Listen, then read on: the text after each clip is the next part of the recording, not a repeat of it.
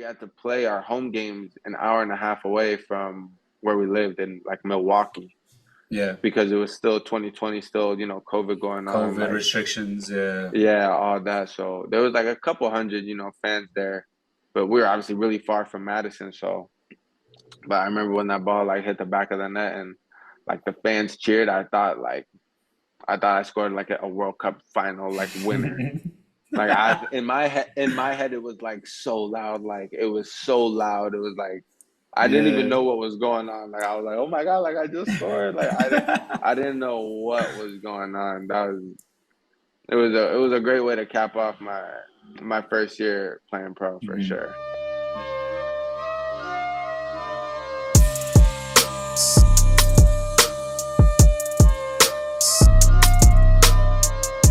Welcome to the episode of Straight Like That, the podcast hosted by me, Instagram's favorite half brown boy, Camille.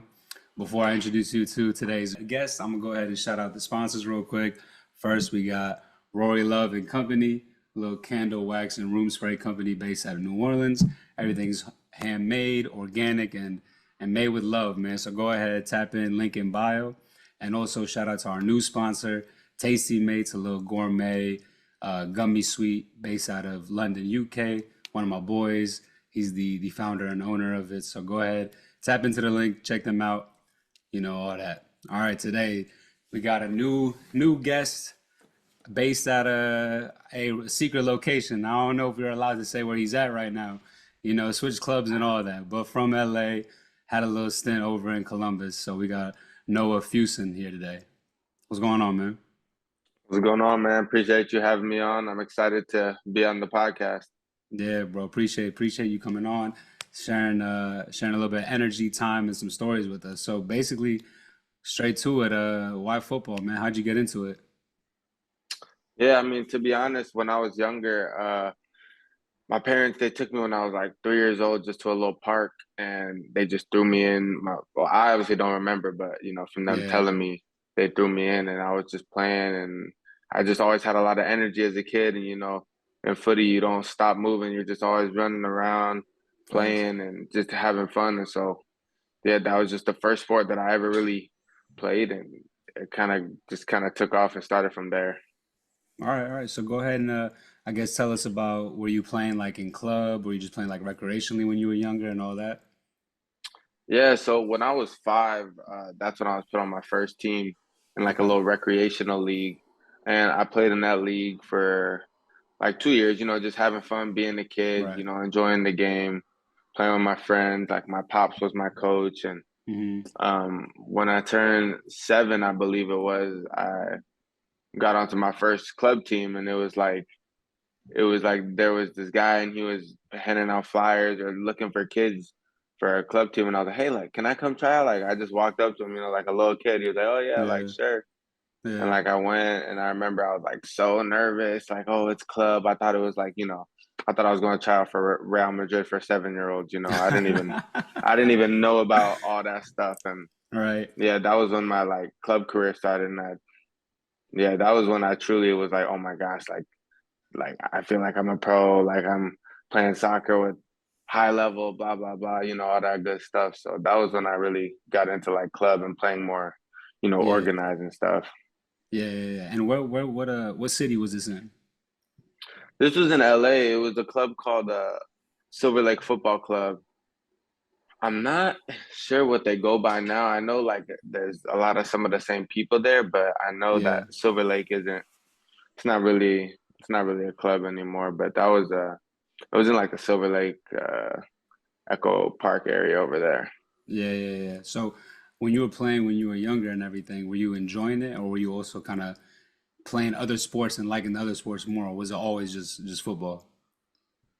Yeah, I mean, before I was playing club, like when I was little, obviously you play every sport. I loved Yeah. playing basketball. I still do like basketball, but I was playing basketball, baseball, like ultimate frisbee, like just random stuff, just being a kid. Yeah. But soccer was really just the one that I gravitated towards, and my parents they never let me play American football when I was little because like they didn't want me to get hurt and stuff like that. So Yeah, yeah. I never really did the American football route. So it was always just, real footy for me. Right, right, right, right. And you were enjoying it all throughout the upbringing, huh? Yeah, man. It was just having fun, getting to run around, play with my friends, be outside, play in the street, at the park, at school, just wherever I could. I was just having fun playing footy.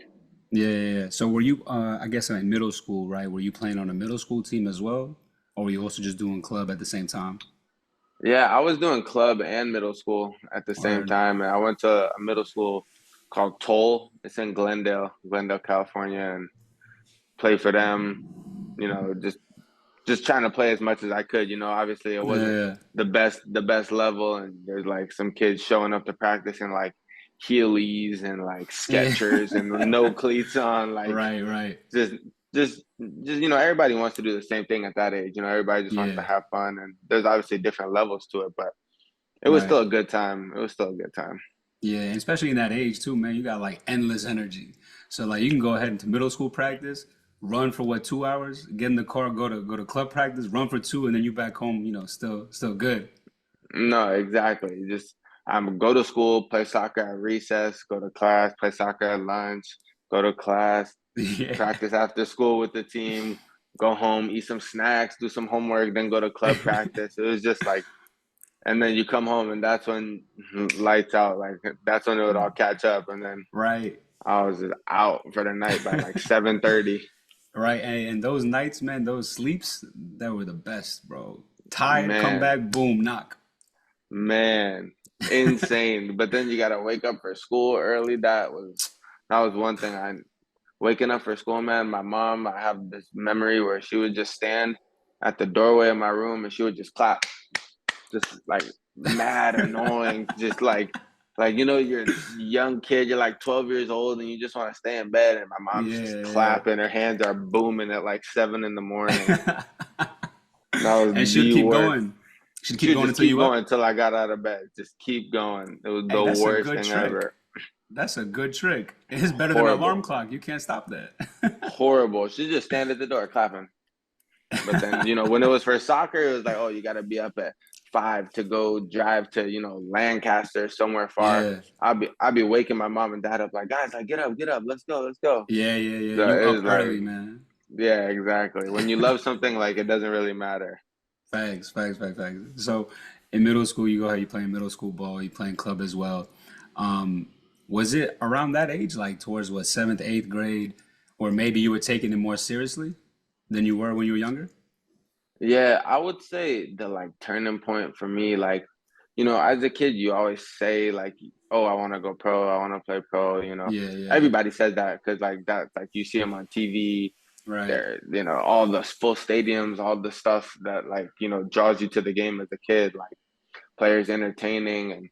But I'd say when I was 13, I went to Brazil to play with like a Hmm. team over there. Like there was this group that was going, and I got invited to the group, and I got to go and like experience kind of not life over there, but the footy over there. Like we played against Gremio and Hmm. Curitiba and like just teams like that, and it was just like unreal how much they like loved and lived and like breathed the game. And like when I came back from that, I was like, and I played really well while I was over there, and I was like, yeah, like this is like what I want to do.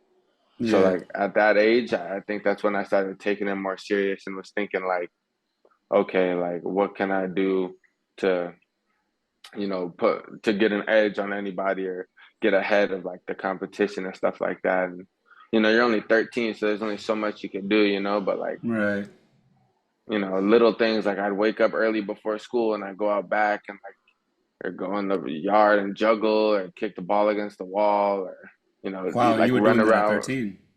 yeah, and, like run around the block of like my street before school. And like obviously it's nothing crazy, but when you're 13, it's like okay, like I felt like I was really doing something. Nah, yeah, and those little things they add up though at that age. If you starting young too. Yeah. It wasn't always consistent because like when you get home after all that practice the other day and then Yeah. you sleep and then you got to wake up even earlier to do that, it wasn't always pretty, but I tried to get it done and think like, oh, okay, like there other people aren't waking up right now. Like, let me try and go do something, you know. So Yeah, yeah, yeah. Nah, respect. At 13, respect, man. I don't know too many 13-year-olds doing that, to be honest. yeah, my parents really helped me a lot too. They wake me up and try and hold me Mhm. accountable and stuff like that. So it was really cool. Yeah, man. Shout out your parents, man, holding you down No, from definitely, 13. How did definitely. that trip to Brazil come about? Was it through your club team? I'm trying to remember. It wasn't my club team. It was like I don't remember. It was a coach. His name was Beto dos Santos, and another coach who was Brazilian. And I forget how I met them, but I think the Brazilian coach was coaching at my club, but not for my team. Okay. And he like had seen me play, and he was like, "Hey, like I have this opportunity." Because I remember he brought me to go train with the team that was going to Hmm. Brazil, and it was kind of like a tryout type thing. And Yeah. I'm pretty sure that's how I ended up going was through him bringing me to that team. But I don't remember like exactly how I met him and got into all that specifically. Yeah, yeah. So you went down there and you were training with the team that you went down there with, and y'all were playing against like local clubs down there as well? Yeah, we were playing against local clubs, you know, Brazilian teams. We got to play against, like I said, Gremio and Hmm. Atlético Paranaense, Curitiba, and we got to go to a game too. And like I remember this like so vividly. We were at a game for Curitiba, and Hmm. like the seat that I was in, like I sat down and the seat like came up, like it was like broken, and I Yeah. was like, oh, and I was like, what, like why is this? What happened to the seats? And like there was a Yeah. random guy like who overheard my conversation. He was like, oh, like last year they lost in like the like whatever the derby is for Hmm. Coritiba, and the fans like ripped the seats up and were throwing them at the players, and I was like, oh my god, like that's terrifying, like Yeah. that's insane. But I just I remember that so vividly. I was like borderline scared, but I was like, that is crazy. And how was that game? How was watching that game that you were down there for? It was amazing, you know, because Yeah. obviously like my first soccer game was a Galaxy game. And you Word. know when it was like the Home Depot Center, and like I Hmm. thought that was like sick. But then you know going to Brazil and being in that packed out stadium and like seeing the passion that all the fans had and the songs and everything, it was like nothing I'd seen before. So it was like I was just taken back by what like I got to experience and see. Yeah. Yeah. You don't see that in the US really, man. It's different overseas. The way Yeah, their passion for the game and like how they treat kind of every game they attend. They're not even playing and they out there like fighting and yelling and it's crazy over there. insane. I remember our team when we went to that game. We came on a red bus. Like our bus had like Hmm. red on it, Hmm. and the team that they were playing against had red, like Atlético Paranaense had red in their logo. Yeah. And when we were like parking, like there was like a couple of people that like threw stuff at our bus, Because they like thought just that you because, were with them. yeah, like I don't know, like obviously we're not with them, but just because we had red Yeah. on our bus, like people were throwing stuff at it. It was crazy. Damn, man, I'm telling you I'm glad you experienced it that at a young age as well, because that kind of also, shows you there's more to the game elsewhere as well, not just in the U.S. Because you kind of see everything here. You grew up around the culture here. You go over to Brazil, Hmm. dog. Not even to Brazil. Go overseas to Europe, but go see how they treat the game over there. Yeah, it's insane the like love that they have for it, and it's just Yeah, everywhere too. So facts, it was really cool. Blessed, I was so blessed to go have that experience. facts, facts, facts. So let's get into high school. So you go to I don't even know what high school. What high school you go to out in LA? I went to a little private school called Village Christian for Okay, 2 years, and then I went to Hoover in Glendale for a year, and then I ended up going back to Village Christian to graduate. okay. And talk about, I guess, were you playing on the high school teams for both schools? Um, a little bit. I was supposed to, but I'm Hmm. ashamed to say I'm not proud of it that I may or may not have got grade cut. Uh, so high school, Okay. yeah, I played like a couple games, and then they're like, "Sorry, we got to yank you." Yeah, yeah, yeah. And then after I transferred and all that stuff, it got like it was like, oh, you can't transfer within the same district and like play for that team, and like when you transfer back, you can't. So it just got kind of all messed up. So I kind Yeah, of didn't yeah. really end up playing like high school. I was mostly just playing club, and I would practice with the high school still, Hmm. but yeah, it was mostly club. Yeah, yeah. So talk about your club experience at that age too. So in high school, I'm assuming you were trying to go play college, or were you dreaming of just skipping college, going straight overseas? Yeah, I was honestly always thinking about going overseas and going pro. Like I Word. was never really focused on college because like I Hmm. would see like you see all those super young guys that are going pro, and like Hmm. obviously I wasn't really like I didn't really know a whole lot about like how it worked like going pro, you know. I just knew Hmm. that I wanted to do it, and I was young, I was naive. I was like, okay, like you're allowed to go pro when you're 16, so like when I turn 16, I'm gonna just go overseas and I'm gonna figure it out. And like Yeah. obviously when I got older, I was like, okay, so it's not gonna work like that. But that was Right, like the right. idea that I always had in my head, and um all throughout high school and playing club and all the different teams I played for, I was only ever really thinking about like how I can go pro the quickest. Hmm. So Hmm. that was what I was thinking about all through high school. From the day I stepped in, I was just like, I want to get out of here. Yeah, so you knew right away. What is that? 14 years old, 15 years old? Yeah, yeah. I never wanted to be in high school. I was like, I just want to go and like play somewhere already. Like, Yeah, yeah, forget yeah. these classes, man. But I got through. I I got feel through. you. I graduated. I walked at graduation. Right, right. I did my thing. So Right, right, right. So talk to us about your club experience during your high school years. What team were you playing on? What were you doing, to to look to advance, playing professionally? yeah. So when I was in high school, I was playing with.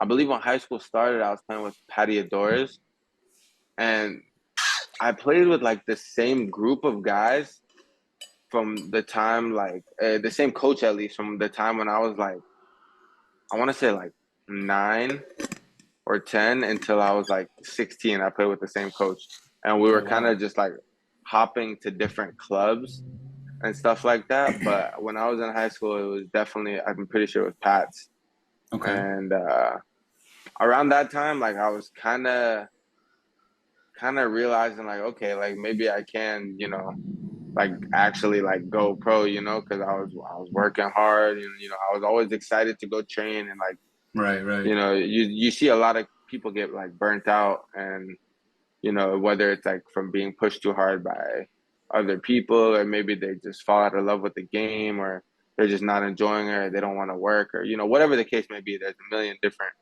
reasons, but I always found myself and still do, loving the process, loving working hard, loving going to training, like training as much as I could, Hmm. like and just always having fun with it. And so I would always play after school, and I'd go train with the high school teams, even though I wouldn't play in the games. And like even when I was in my last year of middle school, I was like I was pretty good, like compared to like the middle school teams, that Right. would.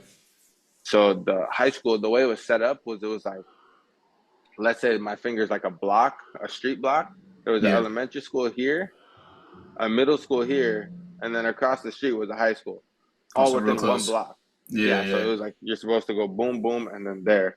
So Yeah. the high school coach had like come to our games because obviously he wants to see like who's coming across the street to the high school, and Right, right. he had been inviting me to train with the high school team from when I was in like eighth grade. So that was like cool to get to play with older guys, from a younger age. And Yeah. yeah, I think all that kind of just helped fuel me and help, build character, playing with older guys, getting kicked, not being able to use your physicality and whatnot, being forced to kind of rely on your technical abilities and like other things to kind of get around. I think that really helped me when I was younger. Yeah, yeah, yeah. And it's also like I don't know how to explain it, but like it makes you feel like you the man, kind of. Because what in eighth grade you go in to play with the Yeah. older heads and stuff, and then especially if you're over there playing and you like, oh, okay, I'm like just as good as some of these guys, if not maybe better than some of these guys. Yeah, no, 100%. Going over there as like a youngin, and I don't know any of these guys, and Right. like I'm holding my own and scoring goals, and like the coach is the Hmm. one that invited me here. Like, it felt good. And when you're that young and you're doing good, the older guys, they'll come and like be cool with you, and you Right, kind of just right. feel like you're like a cool kid on the block. Like, yeah, like I'm not even in high Yeah. school yet, but like, yeah, I'm cool with the team. Like, obviously, it's Yeah. nothing crazy, but it felt good at the time. Right, right. As a kid, that means a lot to you. Yeah, definitely Yeah. did. Wearing my Yeah. little indoors to school every day with my ball, and looking like a just absolute dweeb every day through middle school. Hey, you fit the part though, bro. You fit the part. Yeah, man, a little too much. I'll never forget. I had a pair of the purple and green Vapors, like from Yeah. way back, like 2012, 2011. I don't even remember, Yeah. but I wore those to school like every Yeah. day, no matter what my fit was. I had on purple and green Vapors. It was crazy. Hey, that's the staple right there, bro. Middle school. That's how you identify the ballers. If you a coach, to be honest, you look, all right. Oh yeah, yeah. He got the indoors on. He got the sambas. He got the yeah, yeah, Yeah, yeah. I Yeah, was they know how to hoping play. coach would see my middle school potential. But yeah, so talk to us about how you went about trying to obtain a pro career. Like, were you who were you in contact with? Did you have like a mentor, if you will, kind of guiding you which way?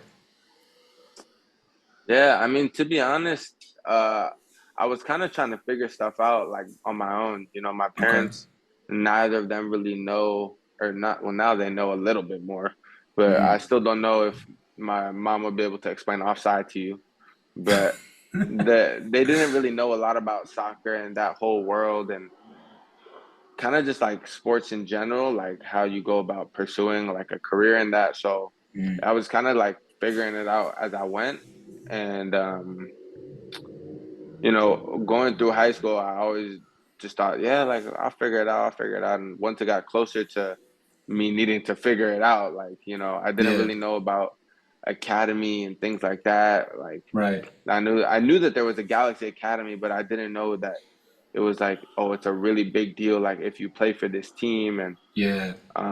like I didn't know like that could lead to a pathway to going to play pro. Like I didn't know any of that stuff. And I started going to college combines and things like that. Like I went to like UCSB, like the Stanford, and all Hmm. these different ones I got invited to. And eventually I started talking to um, college coaches, because Okay. I'm not just gonna, like, I wasn't naive to be like, oh yeah, I'll just graduate and wait for, like, a pro team's just gonna call my phone myself and I'm Yeah. gonna just Yeah. go. So Yeah. I started talking to colleges, and then an opportunity came up overseas in England. It was called Eye to Eye Soccer Academy, Okay. and I had never heard of it. I didn't know what it was, and like at first I was like, yeah, okay, like, and I just kind of brushed it to the side Hmm. because I was like, okay, it's not pro. And there was a there was a guy who said that he was gonna take me to Brazil, and it was like an opportunity to go back to Brazil to play. And Okay. one of my teammates from club, he had already went, and he said that, like, it was good. He was doing good, and he said that I should talk to this guy about coming. And that's Hmm. what, like, I was set on. Once I heard that, I was like, okay, I'm gonna do that. And that's what I like originally had in my head, and like I was like, okay, boom, like forget the colleges, whatever, like I'm gonna just do Right. this. But as it got closer, I ran it by my parents and family, and my family, they're really big on education, and Hmm. being like a young black man, like my mom, she thought it was really important for me to get my education and have a degree. Hmm. And so we went back to the program in England because it was kind of a Right. compromise, because you get to go overseas and play, but at the same time, in the mornings, you're doing university and getting a degree. And Okay. so, yeah, so I kind of ended up settling on doing that. We're like, okay, like this is the best of both worlds. Hmm. And like, once again, I didn't really know, even though I was like, 17, 18, I didn't know like, oh, you need a passport, you need a visa, You need Yeah. this, you need that, you know. So I was over there thinking like if I just ball and I keep playing well, you know, like I'll get signed. That was what I went over there thinking. Yeah. Yeah. Yeah.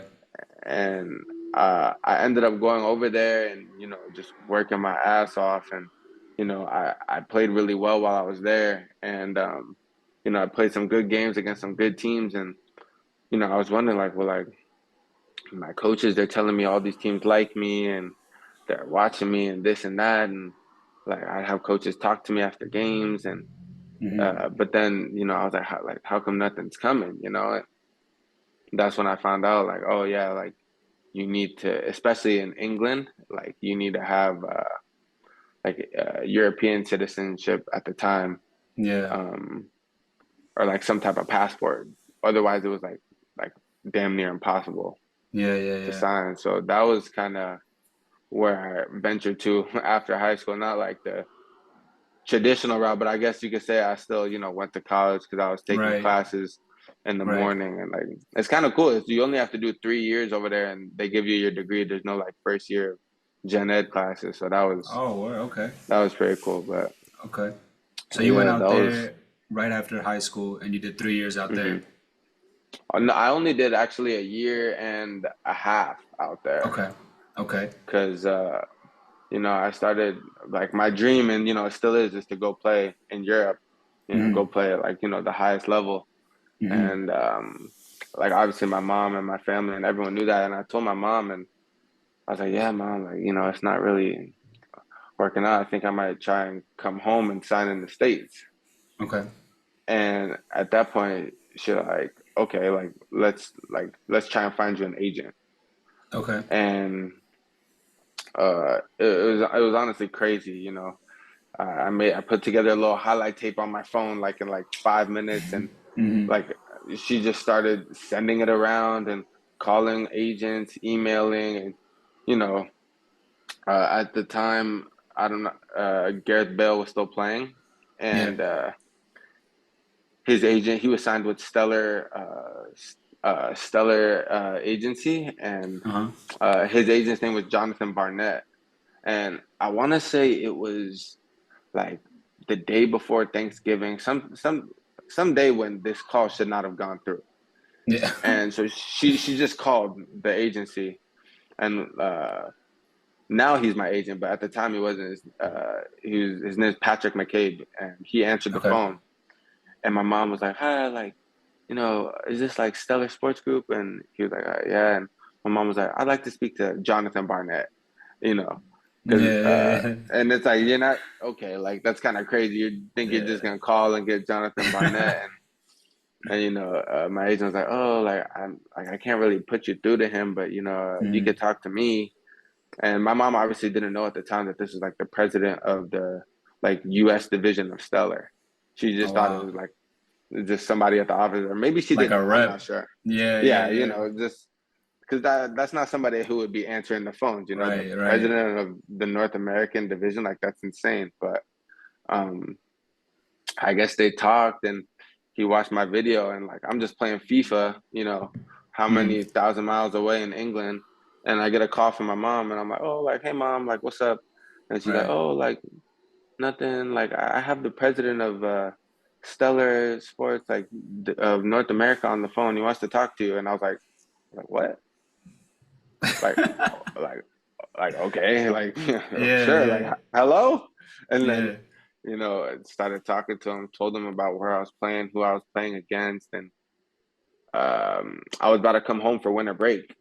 Hmm. And so when I came home, obviously I'm from LA, so you know, a lot of people that's like a destination for them to go to and you know go Hmm. relax in the off season or and whatnot. And the off season for obviously MLS is around winter time.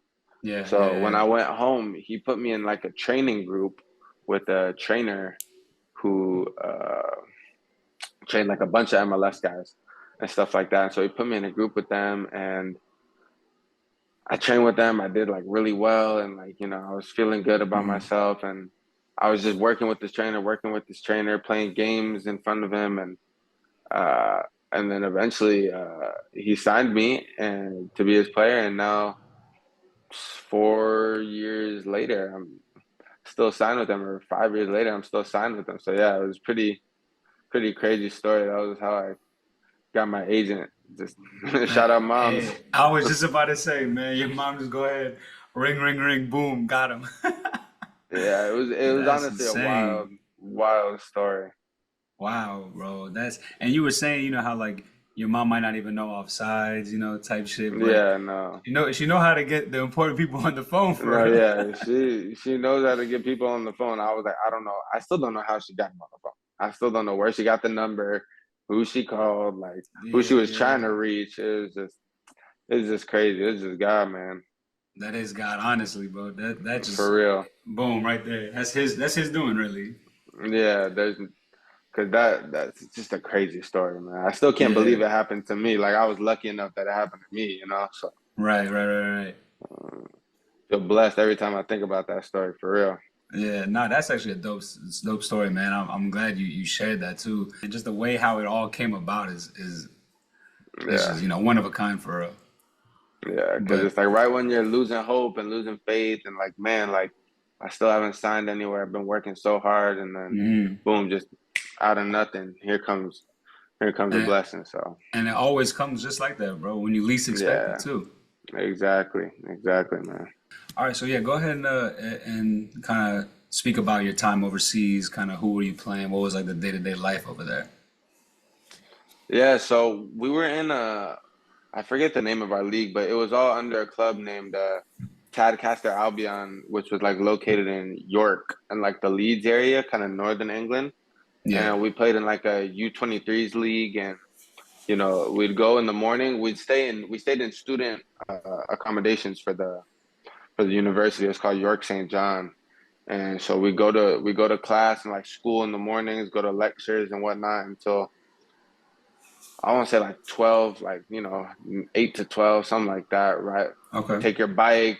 Went to like bought a used bike. Got bike everywhere over there, and excuse me, we'd go to school, eat, and then just like a mile up the road was the training facility. So we would either take the bus or you could bike there, and so we go there after school, after class, after lunch, and all that, and we would train, gym. There was like a little cafe upstairs if you wanted to grab like some food. Hmm. Um, but then you were on your own for the rest of the night. So you bike home in the cold, all sweaty and nasty, back to the apartments or to Yeah. the dorm, sorry. And then shower up, cook, and like it was kind of crazy because like obviously I'm just like a kid. I'm a kid from LA, and I come to England, and I lived with, let me see, 1, 2, 3, 4, 5. There were six of us in like a flat. So like it was like you'd open a door. You'd have one Hmm. key for like the front door. You'd open it, and then there'd be six separate rooms, like on either side of the hallway, three on each side.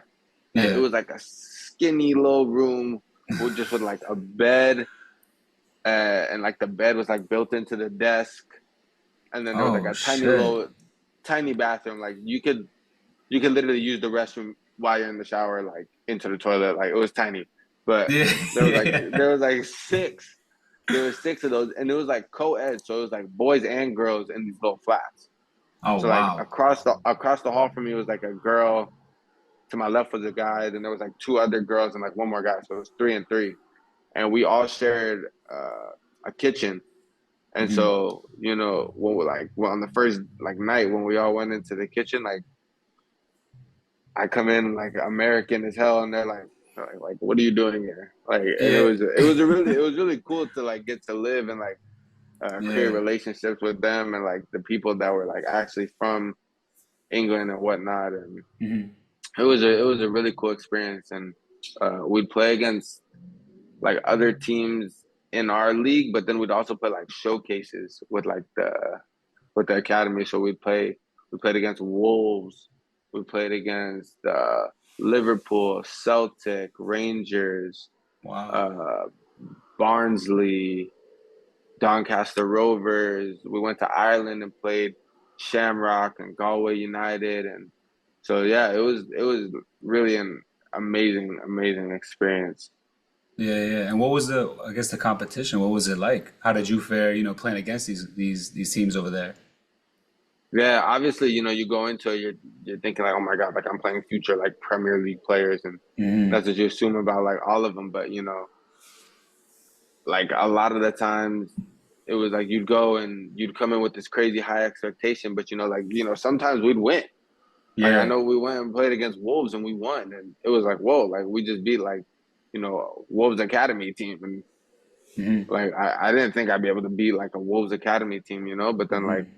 for example, we went and played Leeds, and some of the guys that we're playing against, they're now playing in the Championship and played in the Premier League when Leeds were in the Premier League. So it's like Yeah. it's crazy to see all those guys who we played against, and like at the time they know like from when they're because they were younger.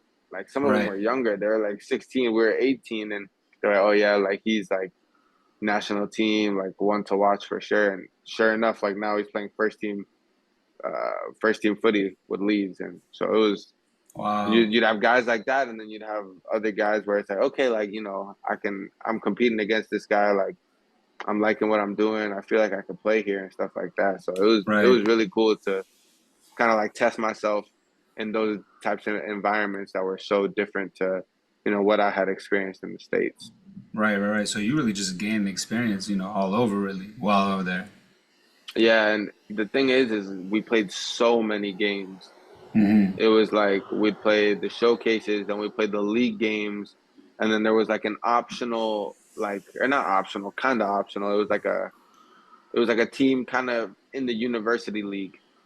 Okay. So I was, and over there, like over here, college is like really, that's like typically what you want to do. You want to go, you know, play a good academy, good club, and then end up Right. going to a really good college and then get drafted. That's kind of how it's been over, the past I don't know how many years.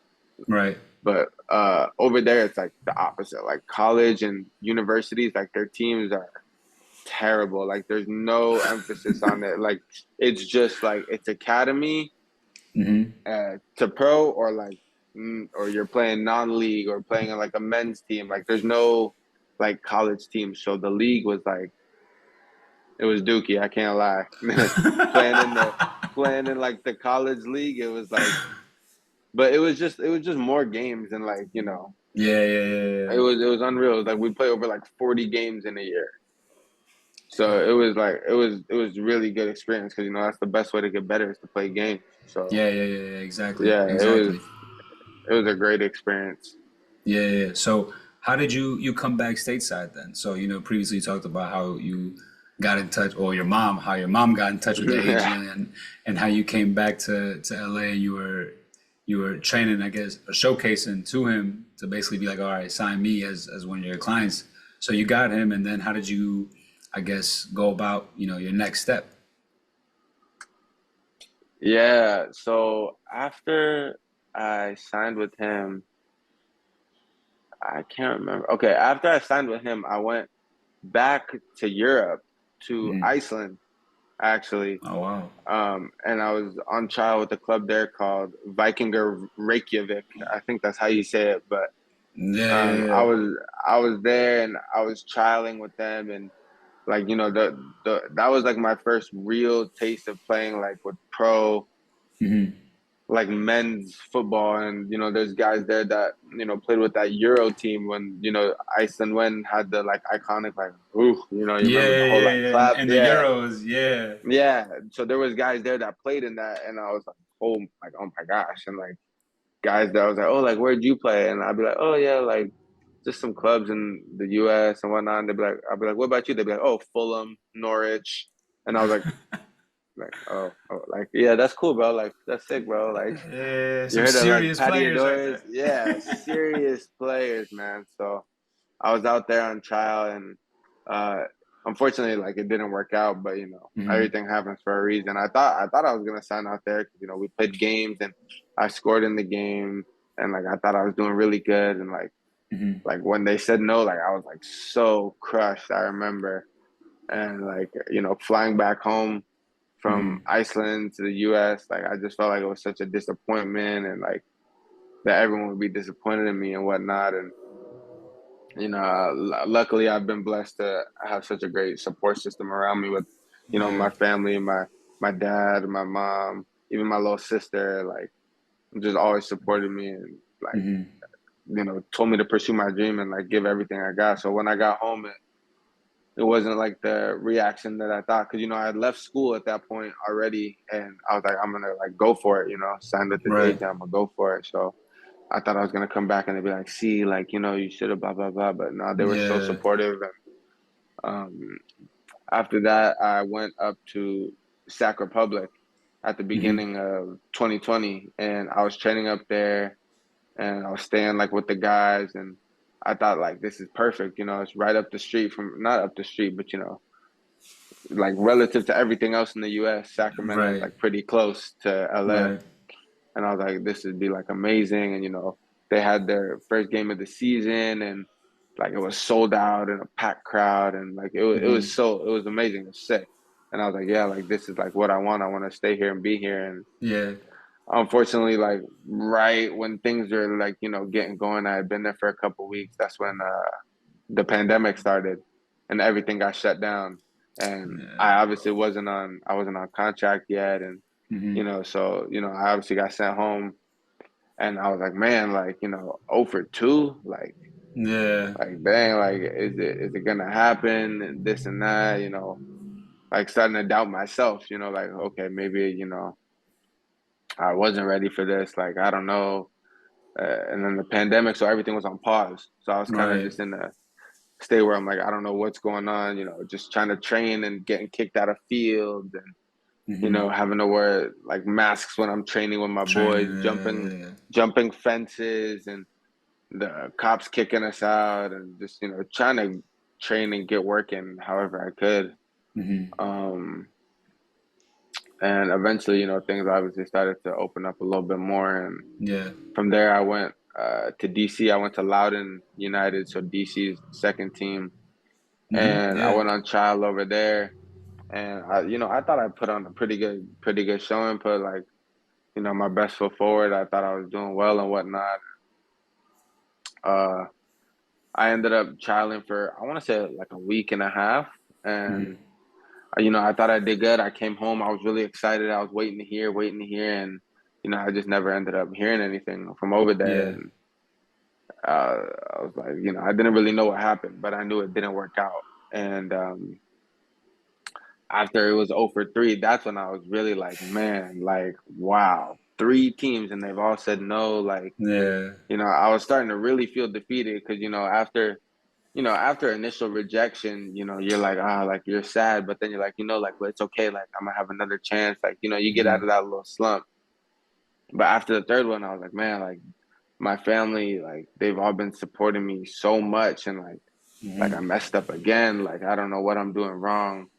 XYZ, back to the drawing board, just training, running, doing whatever I could to what I thought was right to, Right. Right. get a contract, just trying to outwork everybody, go do extra work, go run, doing workouts in my backyard, like, whatever I Hmm. could, like doing squats with like a water jug because I didn't have any weights, Yeah. Yeah. just Yeah. random stuff like that. But after that, I went to Forward Madison, which was a team in Wisconsin in the USL, and um, I went over there and like I was doing really good, and I was like, please let this be the one, like Yeah. this is my what that was my fourth team, and I was like, please, like the season was about to start, and thankfully, glory to God, it all worked out. And I remember they called me into that office, and they were like, yeah, like.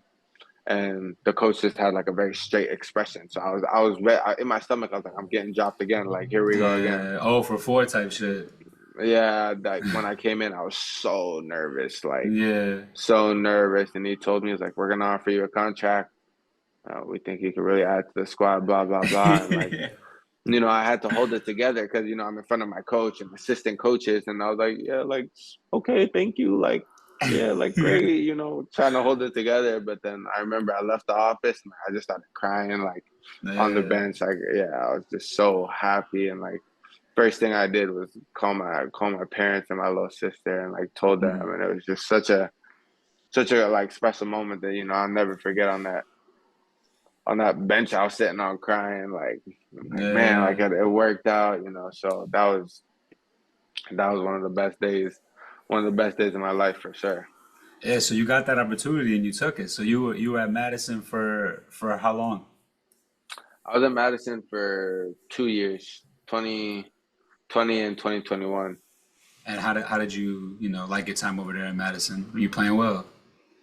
I loved it. I was obviously Hmm. young at the time and like, one of the youngest guys on the team. So I was just trying to learn and soak up Hmm. everything I could. And, just being in that pro environment, it was just like I just felt like I was like on cloud nine every day, just being Hmm. able to come to practice and have fun and I was getting, paid to do it and, with my Hmm. friends and like I was living my dream, and Hmm. obviously, I wasn't playing in the Bernabeu, but to me, it felt like I was. Yeah. And I was like, yeah, like I'm playing pro, like this is what I want, like everyone's proud of me and whatnot, and I was just running, working hard, trying to do whatever I could to get on the field, and I remember it was the last game of the year, Hmm. and we were playing against New England Revolution too. And I remember that was when I scored my very first pro goal, and it was like I got slipped in behind by one of my teammates. Name was Louis, and like I just finished it first post, inside of the foot, like not a crazy goal. Yeah, yeah, And yeah. there was a couple hundred fans at the stadium because during that year we had to play our home games an hour and a half away from where we lived in like Milwaukee Yeah. because it was still 2020, still COVID going on, COVID like. restrictions, yeah. Yeah, all that. So there was like a couple hundred, fans there, but we were obviously really far from Madison. So, but I remember when that ball like hit the back of the net and like the fans cheered. I thought I scored like a World Cup final like winner. Like I in my head it was like so loud, like it was so loud. It was like I didn't even Yeah. know what was going on. Like I was like, oh my God, like I just scored. Like I didn't know what was going on. It was a great way to cap off my first year playing pro for Hmm. sure. Yeah, what was the celebration like for the first goal? There was no celebration. I'm pretty sure we were losing, and so I was just like trying. I was like, let me grab the ball. Like I gotta grab the ball, put it back to the Yeah. half. But like I really don't even like think I had control of my body or my brain or my heart or anything. I was just Yeah. kind of freaking out. Like I couldn't believe I scored. Yeah. But you're right. And That's a lovely way to end, your first season, after all the obstacles you faced, if you will, trying to get that yeah. pro contract. So, you go into your second year, obviously you wanna outperform your first year. So how did your hmm second year at Madison go? Yeah, it was good. We had a coaching change Hmm. and I had already signed on, and obviously the new coach brings in new players and Yeah. whatnot. So unfortunately, I didn't have the role that I wanted to have, Hmm. but it was still a good year, and I still, no matter what, like I try and just work hard and let my feet talk. And I had a coach who I still am very close with, and I still work with when I go home for the off season, who always said, just take care of your football and the rest will take care of itself. And so, basically just don't worry about, things you can't control and like the front office and the coaching and their decisions Yeah. and Yeah. all that stuff. Like literally just worry about your game. And if you're scoring goals and you're getting assists and you're playing well at the end of the day, like they can't take you off the field. So I kind of Yeah. always try and like kind of just live by that and, work hard and just worry about the footy and not get caught up in things you can't control because that never ends well. Right. Right. You can But only control only things you can control. All the rest is just yeah, so whatever it is. exactly. So I kind of just went through the second year with that Hmm. mindset, and obviously sometimes you feel like you've been done wrong, Hmm. and you might get a little caught up in things, but then you got to come right back down, not get too amped up and whatnot, and Hmm. just keep working hard. And I had a better year. Uh, I scored a couple goals, so obviously more than my first year. So that was like, a positive. Like, even Right. if it was a small step, it was still a step. Hmm. So yeah, I'd say my second year in Madison was good as well. And I was surrounded by, a lot of the guys from the first year and made some really good friendships and relationships that'll, last me forever, hopefully. So Yeah, yeah, yeah, yeah, yeah. Well, I love my time in Madison, and I can't complain. We got to play at our actual stadium in the second year, and hmm, Madison, those are like the best fans in League One by far. So having that place packed out on opening night, I'd never really experienced that, hmm. um, because we were playing so far from home, and I think Breeze holds like 5,000. That's the name of the stadium, Yeah, yeah. Breeze Stevens, and that opening night, like we were losing 1-0, I believe, and it got down like to the 90th minute, and I had been subbed on by that point, and we scored like an equalizer in like the 94th minute, and I just remember that place like exploded like nothing I've ever seen, and it was electric. It was so cool, but yeah, Hey, I love my time in Madison. was that louder than your goal of the previous season with a couple hundred? In my head, no, in my head it wasn't, but it definitely was. It definitely was. Your head where it was during that second season, because obviously a lot of things you can't control. So coaching changes, people he brings in. I mean, it's a lot of things. I feel like at this day and age, a lot of the young kids they try to run away from it. So when things happen like that, they're like, okay, let me go find like the easier way out. I mean, what you did, you stood on your 10 toes and you handled your business the way you could. So I mean Yeah, that's a very like important kind of lesson, if you will, for whoever's listening. That like no matter yeah, what's going on externally, like you got to worry about everything that you can't control. So yeah. that's dope. I'm glad you had it like that too, Darren Madison. So you saw your second season. So what was like your goal after the end of the second season in Madison? Yeah, I really wanted to be a part of an MLS organization. Like, I had seen the second teams for New England was in our league, Hmm. Orlando was in our league, and North Texas, which is the FC Dallas second team, they're in our league as well. So I really wanted to go to like one of those teams, or Red Bull Hmm. second team was in championship. Um, just the second teams for the MLS teams, because that Yeah. I thought that was like a step towards playing in the MLS, and just a step up. I wanted to take a step toward closer to my goal. Right. And obviously, as I didn't have like a crazy 2 seasons there, it's not like teams were knocking at my door like begging for my signature and whatnot. So Yeah. literally, like a week or two after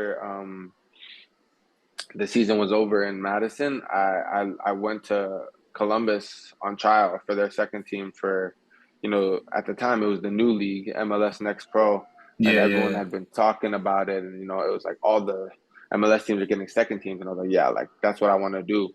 Right. I want to find my way onto one of those teams. So, I went to Columbus, and that was just a shock in itself. The Hmm. facilities, the fields, the all of the things that they had like access to, like the gyms, there was like a hot tub, cold tub, like It's literally top. It's top. everything at those facilities. And I was just like kind of taken back. Yeah. And I was like, wow, like these guys have like literally everything here. So went on trial there for a little bit. I want to say it was 3 weeks. So Okay. uh, yeah, I'm pretty sure it was 3 weeks. We went to Orlando, played a game. I think that was the only game we played, and then it was just training. Hmm. And I was obviously super nervous, and I felt like even though I obviously wasn't training with the first team, like I thought I was, like in my head, just because I had the badge on, I was at the facilities Yeah. It's doing essentially all that almost the stuff. same.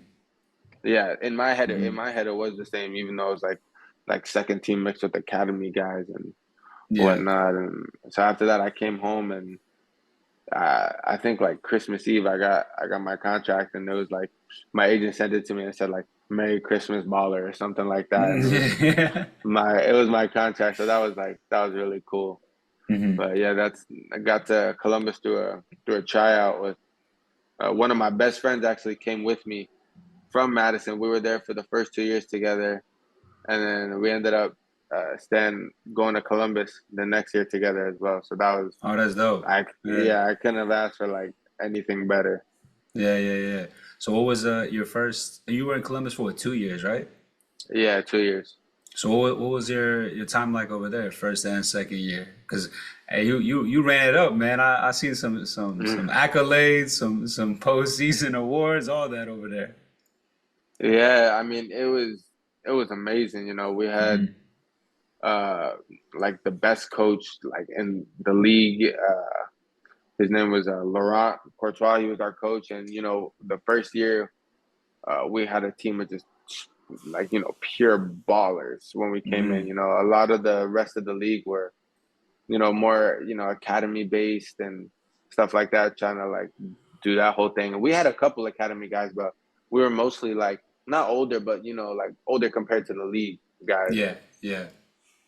And like he put in a game plan that he wanted us to do, and we just took that and ran with it and tried to carry it out, and we had an incredible amount of success. We only lost, I think, 2 or 3 games that first year. That entire season? Yeah, it was crazy. Damn. It was yeah, we had so many ballers, so many guys that are on the first team now, like Hmm. uh, playing with the men's national team, like playing with the Canadian national team, like just Yeah, that team sound loaded, bro. No wonder you no, won it yeah, all. yeah. It was an incredible team, and Hmm. again, we built some really strong relationships with the staff and Hmm. the players, everyone at the club, from the chefs upstairs to the kit man, like everybody. Yeah. Like a family over there. Especially like it's easy when things are going good. Hmm.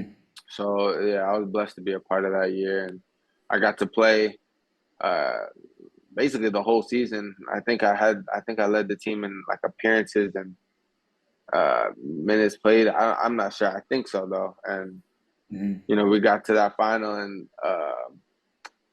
what was really heartbreaking for me and hard was I got injured in the week before the final, and like I didn't have any injury all year. I didn't miss one game the whole Oh, year. damn. Yeah. And the week leading up to the final, I blocked a pass and I still got a high ankle sprain. Damn, and those are And annoying too. yeah, and like I tried to play through it and play on it and ice it and get needling and whatever I could to play, and like they could just tell like the day of the game I went into the facility to like kind of just do some movements and strike the ball, and they wanted to see like can I start and play like a final, and like it hurt so bad, but I was trying to cover it up like, and Yeah, but yeah. you could just tell I wasn't moving like myself, Mhm. and like unfortunately I had to start on come off the bench for the final, but looking back, like I wouldn't have it any other way because, like, at the end of the day, we won Right, and we right. were champions, and I got to come in and play, and it's not, it's more than just one game. Winning the league. It's like the That's whole the whole thing. season. Hmm. Yeah, all the sacrifices and things that we had to go through as a team and like as a group to get to that point. So I was Hmm. obviously devastated, but at the end of the day, like we were champs, so I Yeah, wasn't yeah, upset. yeah, yeah. What was the final like? Even the minutes you contributed, like, how did you play on that injury? A high ankle sprain, that shit is annoying. Yeah, it really hurt. I Yeah. took a lot of Advil, and by the time I came in, we were already up. I think I want to say 3-1. I want to say three Hmm. one, or maybe it was 4. I'm not sure, but we were already winning, and it was like the last 20 minutes. I want to say, and like when I went to the half field to get subbed in, like I was still feeling it. I was like, I don't know how I'm about to play. Like this shit hurts so bad. And but like right when I came onto the field, like I looked around and there was like so many fans. Like when we were playing in the first team stadium, and it was Hmm. like I looked out and it was like packed out, and it just kind of went away. and I was Yeah, able to run adrenaline. and cut, and yeah, the adrenaline just kind of took over, and Yeah, I was able to play the rest of the game no problems. Like I felt it once or twice, but it was just like, oh, whatever, like yeah, next. yeah, yeah, yeah, But yeah, yeah, yeah, yeah. it was amazing. So that's a very successful first season with Yeah, the crew too. So what were your yeah, goals going to the second season with them? Like how can you one up that? You won the whole thing. yeah. Obviously my goal was to sign with the first team, Hmm. and that was the next step. And a couple of my teammates had signed with the first team during our first year, like before it Okay. was even over. So it was really cool to, see that and see their success and see like, okay, like this is possible for us. Right. And the second year, the first team had a coaching change, and I was able to go to preseason with them, to all of the preseason camps, and I had a solid preseason. Got to play in some games, score some goals while I was down there, and like this was like with the first team, so I was like really like wow, Yeah. like okay, like I'm scoring goals with the first team, like it felt really good. Right. And yeah, that was a really great opportunity that I was really grateful and thankful for, to be able to compete and play at that level for like preseasons. Like it was a pretty long preseason, and I got to stay with them a little bit once we got back to Columbus as well, training with them, training with the first team. Then I'll go train with the second team one day. And it was just kind of on like whenever they need an extra man, they, Hmm. bring somebody up. And uh, at the beginning of the year for the home opener, I was lucky enough to be uh, rostered for the first team's home opener game. Hmm. And, unfortunately, I didn't get to get on to the pitch during that game, but like even just being rostered and like coming out for warm-ups, like I remember the lights were shining, it was nighttime, and like the roar Oh. from the crowd, like when we just came out for warm-ups, the stadium wasn't even full, but like I was with one of my friends, and like we looked at each other and we just like couldn't help but like smile and laugh, because it was Right. like nothing I'd ever experienced before, like a full stadium around, and they're just Yeah. like cheering and yelling when we came out. Like it was amazing. It was like I was like, man, like I'm blessed to be here right now, and Yeah. it was just a really great experience. Yeah, and you got a little taste of that first team action. So, I'm assuming you wanted more of that. Yeah, no, every week, all I was thinking about was, I want to play with the first team. That was my goal, Hmm. and obviously it wasn't a thing where like, oh, I'm with the second team. Like this is like dumb. Like I'm mad. I don't want to be here. Yeah. It was like I've always been the type where like no matter where I am, like I'm gonna work hard. I'm gonna give 100%. Yeah. Like I'm a firm believer in like hard work beats talent. And I try to work my ass off every day and come in with a smile on my face. Work hard in the gym. Because at the end of the day, like you might not like it, but it's like they're only telling you to do it because they want you to get better, and Facts. because it'll help you. And that's how I, Yeah.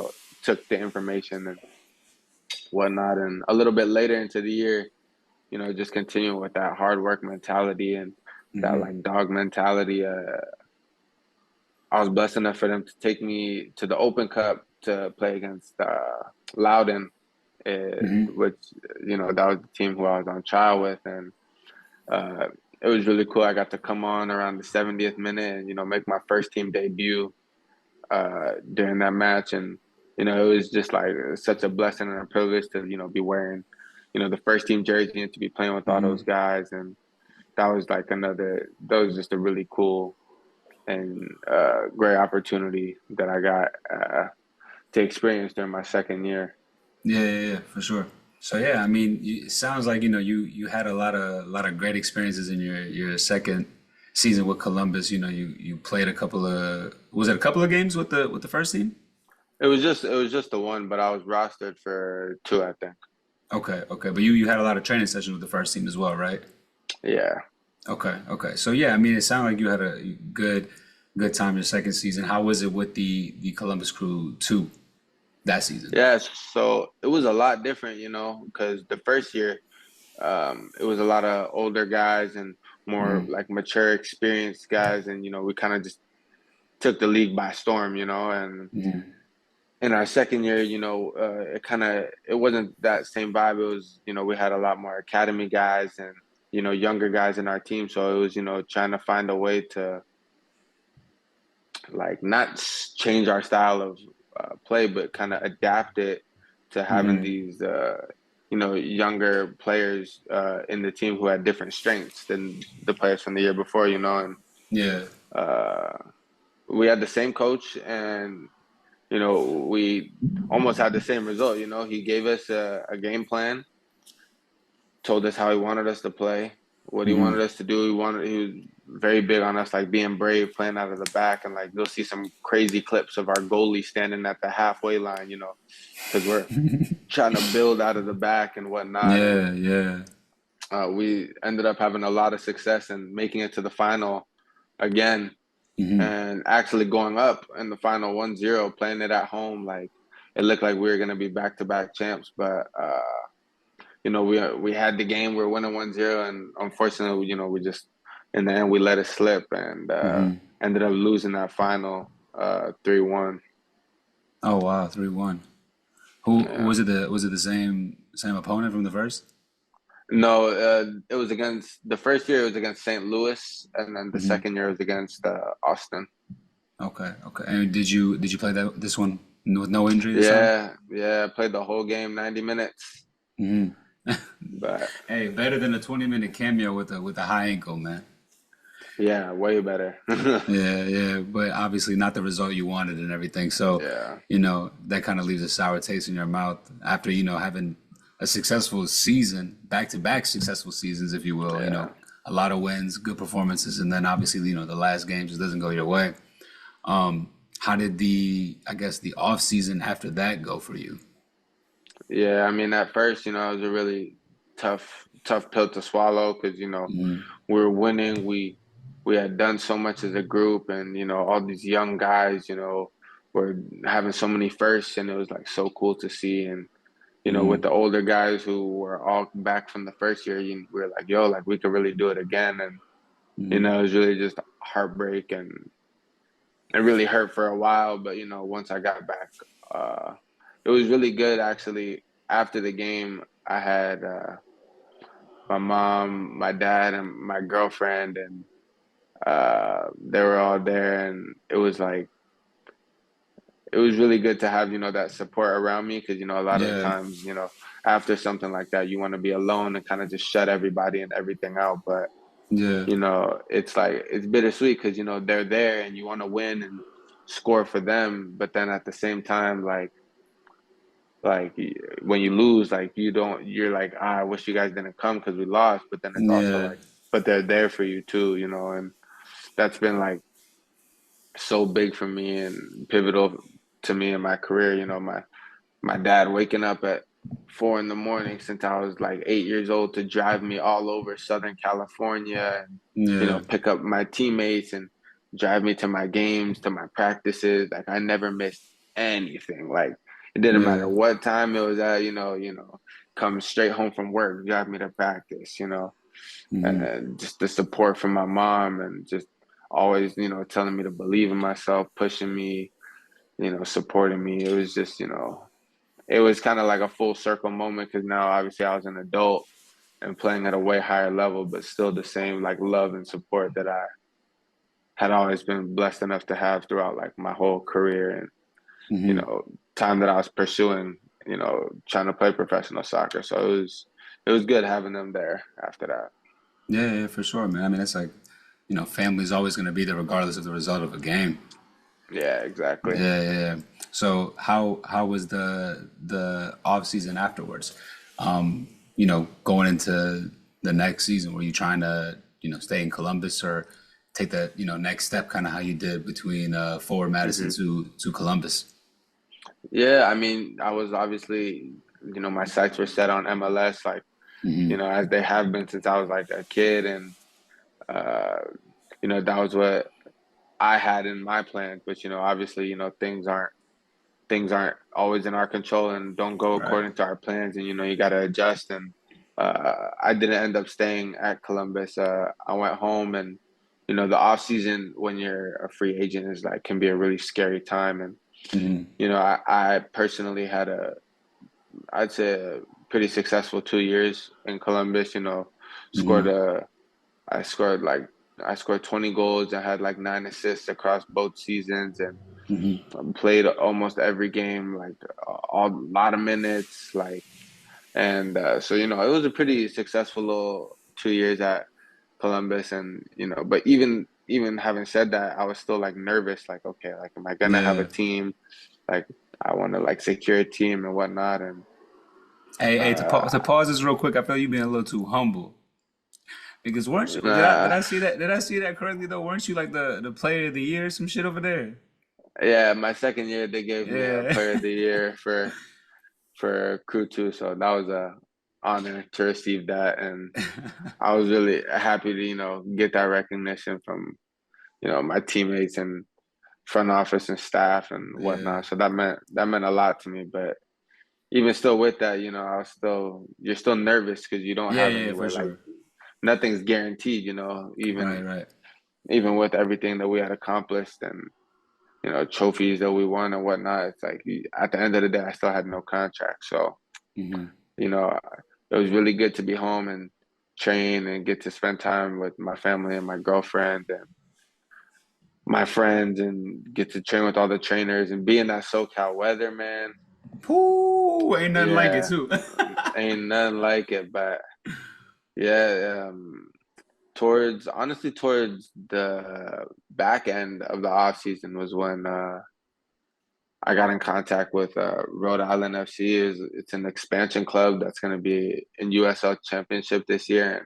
And Hmm. obviously that's a step up from MLS Next Pro and League One. And Yeah. when I got the call and I heard about the projects and I spoke to the coaches and one of my teammates who signed here as well, I was really excited with the project. And my agent thought it was a great step for me. I thought it was a good step for me. And obviously it's really far from home, which is tough Yeah. sometimes, and from my people.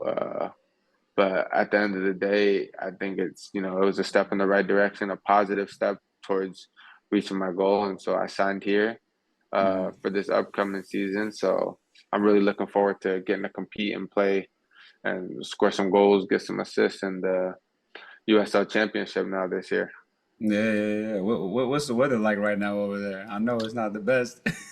bro. Bro, snow, rain. It's just mad cold all the time. Like I'm in the house like full track suited up, socks Yeah, yeah. on, slippers on. Like it's crazy. Yeah, yeah. What's training like so far out there?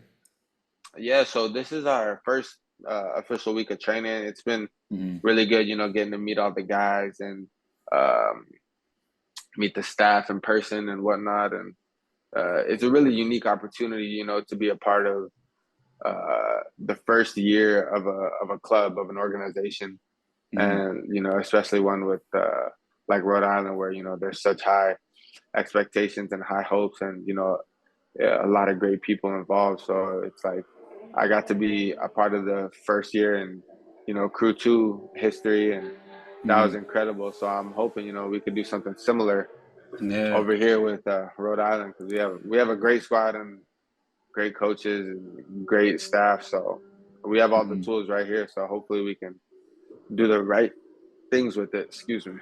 Yeah, yeah, yeah. Nah. Hey, listen, we all wish you, a successful, healthy season. Go ahead and bring a little good weather from LA over to Rhode Island, in the later I'm months. trying. Not about right now, I'm though. trying. I'm trying so hard, but it's just not coming right now. Yeah, you gotta wait a couple months, I guess. Yeah, for real. But yeah, no, I mean, I appreciate, you telling us, all these little side stories about the game and, your involvement with it and all your time and all the different spots you were at. So, yeah, I know. I hope somebody, who listens to this, kind of, adopts your mindset, if you will, that you can Yeah, only control a certain, a few things, and yeah, those things are, things you can do. Keep working, stay yeah, positive, be in gym, don't be, keep the discipline and everything, and everything else. So yeah, be it, whatever it is. But yeah. Just I guess we'll do a little couple of questions about, just to get to know you kind of thing, and then before we Yeah, wrap for this all sure. up. So I had a thing on the Instagram. I kind of do this for every episode. Hmm. It's like, get to know whatever. So we had a couple of random people pop up. We'll random questions. So first question, first game, home opener for Rhode Island, right? Hmm. What's the fit? The fit. What's the fit? We gotta know that. Let me see. Um, It's got to be loud, I'm assuming. I'm not really a loud guy. Like Oh, I'm a nah? loud because I talk a lot, and I'm a pretty outgoing guy. But let me see. It'll probably be for sure. I'm a kicks guy, so I'll probably throw on Word. some black cargos. Hmm. Actually brown cargos. Uh, Travis Scott ones, the Black Phantoms. Um, No.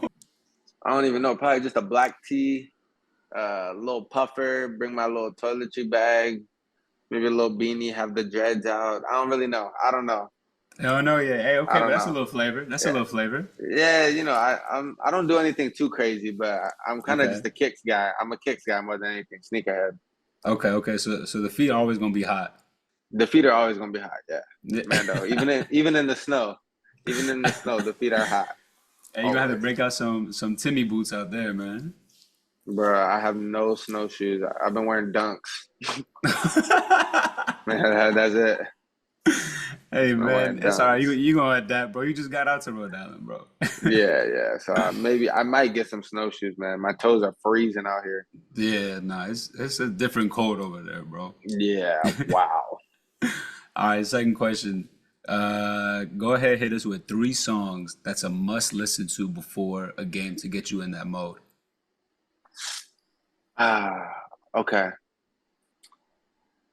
Ooh, okay. My first one, it'll probably be, I'm kind of all over the place with the Okay, music because, okay, my first one will probably be Through the Storm by Polo G. That's like a okay. classic for me.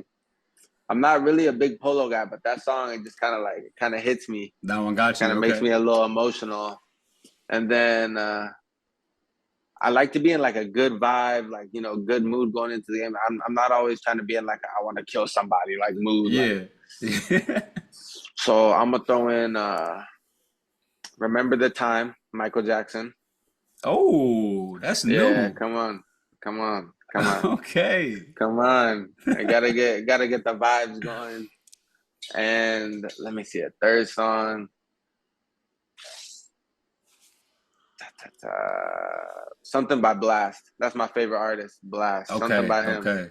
So Something by anything. him. Anything by him. He's never put out a bad song. So that's my guy. Hey, that's a West That's Coast my guy? guy. Yeah, he's an LA cat. Yeah, Yeah, yeah, yeah, yeah. that's my guy. I Nah, love him. All my those boys three are right like, bro, there. you only listen to Blast, bro. You only play Blast. I'm like, bro, it's my car. All right, leave me alone. Right? Hey, if you driving, you got Augs too, bro. And Let's that's know. exactly. Just sit in the back and enjoy. Exactly. But all right, so third one. Since I know you got you a little sneakerhead, I'm gonna dash Hmm. the third one away. We're gonna audible it right now. Top three sneakers in your rotation. In my rotation, okay, Hmm. I'm gonna say I'm gonna go with my favorites right now. My favorites Okay. right now. Yeah, yeah, Okay, so yeah. definitely the Travis Scott's, the Black Phantoms. Hmm. Um, Gotta put a Jordan in there. My Bread Fours, classic. Okay. Those are my go-to J's. Bread Fours, Nike Air on the back. Um, Okay. I know they're about to re-release the reimagined ones that are like Uh-huh. they're made out of, but they're leather though. They're not the new bucks, so I don't think I'm gonna pull the trigger. I'm not feeling it. And then uh, I'm gonna probably have to put. I'm on the ASIC wave right now, so the ASIC Gel Cayano 14s. Yeah, the cream and black, the runner joints. Those Oh, are, buddy. bro. Those Those are, are hot right now though. Like the bro. whole They're the whole couple so months. hard. Yes, they're so hard, and I got them. They're cream and black. They're so fire, And they're comfortable as hell, huh? so comfy, so But comfy. what kind of a fit do you put on with those though? Yeah, I mean, Or is that like on I'm some you a want a tracksuit type shit? Yeah, on the day to day, I'm kind of I'm a big sweats guy. Mm, You know, whether it's like Nike Techs or like the Adidas sweats or just like the baggy Nike sweats, and yeah, you just throw the little runners on, especially with shorts. yeah, Shorts is where they hit the hardest. So I was in I was in Cali in the off season just rocking them with shorts nonstop. They're yeah, so yeah. hard. Bro, I was so close to pulling the trigger because I found a pair on Kith, and I was like I seen these on Instagram. I seen a lot of people rocking them. I'm like, bro, I don't know They're if so I could rock fire. them though for real. You could. Hey, you pushing the ASIC wave. I might have to do it after this recording right now. Bro, do it. They're so tough. Hey man, listen, I really appreciate you, hopping on, um, sharing everything, giving us time and energy and everything like that, bro. We all wish you, a successful and healthy season with Rhode Island, man. And yeah, bro, whatever happens going forward, man, just always have that same mindset that you have and that you have had when you were a child. Hey man, I really appreciate you having me on, giving me your time and for the well wishes. And yeah, it's been a pleasure. Pleasure getting to talk to you. Yeah, bro, I appreciate that.